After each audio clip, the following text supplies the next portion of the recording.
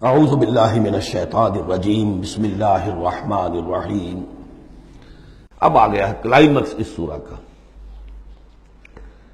یہ آج کے ہم مسلمانوں کے لیے قرآن مجید کی اہم ترین آیت ہے۔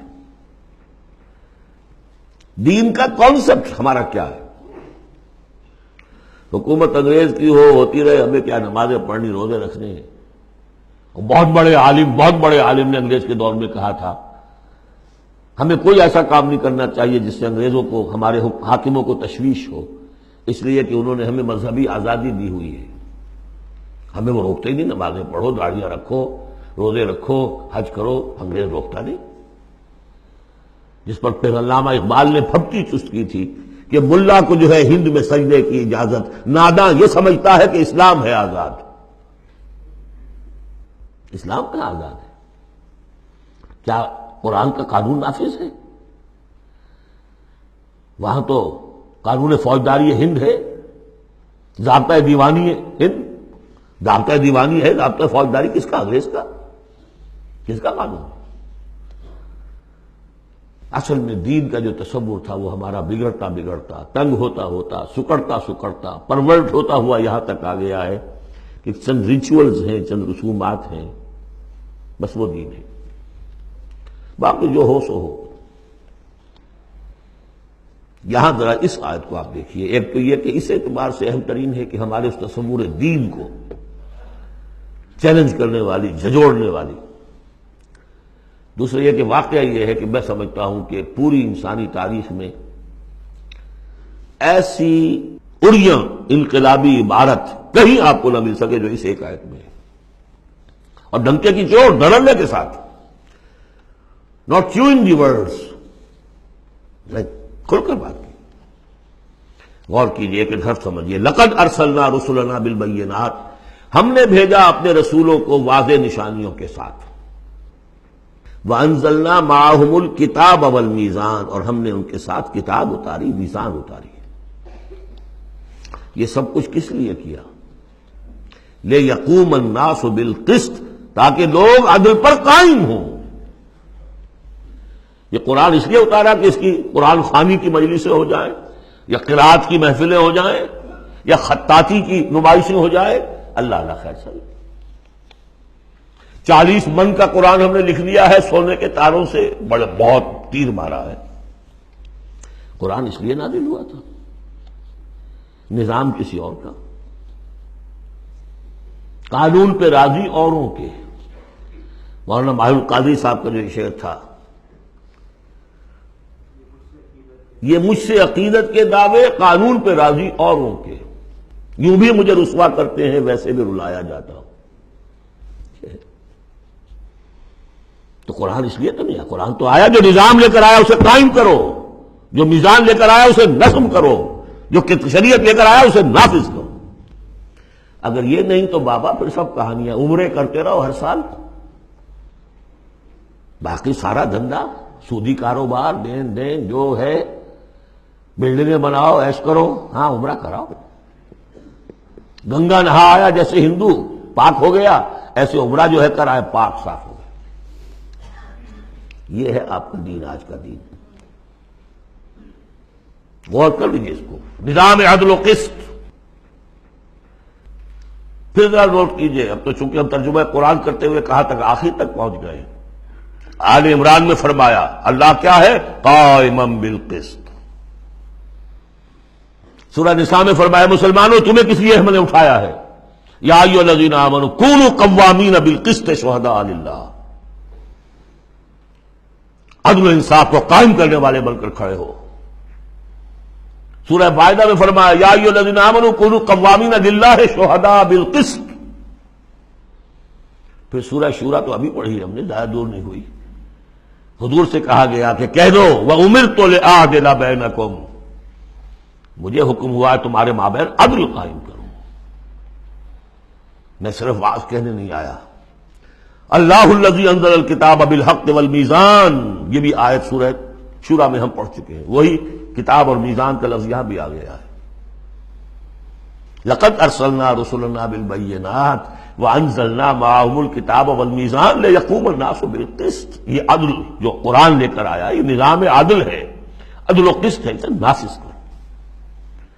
پھر وہ ہم پڑھ چکے سورہ مائدہ میں، قل یا اہل الکتاب لستم علی شیء حتی تقیموا التوراۃ والانجیل وما انزل الیکم من ربکم. کہہ دیجئے نبی ان سے، اے کتاب والو تمہاری کوئی حیثیت نہیں ہے جب تک کہ تم قائم نہیں کرتے تورات کو اور انجیل کو اور جو کچھ تمہارے اوپر نازل کیا گیا تمہارے رب کی طرف سے. یاد ہوگا کہ میں نے کہا تھا یہاں لفظ قرآن رکھ کر دیکھیے، قل یا اہل القرآن لستم علی شیء حتی تقیموا القرآن وما انزل الیکم من ربکم. اے قرآن والو تمہاری کوئی حیثیت نہیں ہے. You have no face to talk to us. ہم سے دعائیں مانگ رہے ہو، ہم تمہاری دعائیں تمہارے منہ پر دے کر مانگتے ہیں. تم نے وہ قرآن نافذ کیا یا اس کی تلاوت کی؟ تراویح میں سن لیا پورے رمضان میں ایک قرآن تو بڑا تیر مار دیا، کیا اس کا ایک حرف نہ سمجھاؤ؟ لقد ارسلنا رسلنا بالبینات وانزلنا معهم الکتاب والمیزان لیقوم الناس بالقسط. اور عدل کے راستے میں تو رکاوٹ ڈالیں گے وہ لوگ کہ جو ایکسپلائٹ کر رہے ہیں.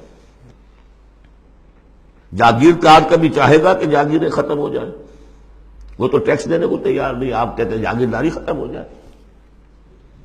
ہاں کوئی ہو سکتا ہے ایسا بھی جاگیردار شریف النفس، کوئی سرمایہ دار ایسا ہو سکتا ہے شریف النفس، لیکن شاذ ہوگا وہ، کوئی ہوگا، اکثر و بیشتر تو نہیں ہوں گے.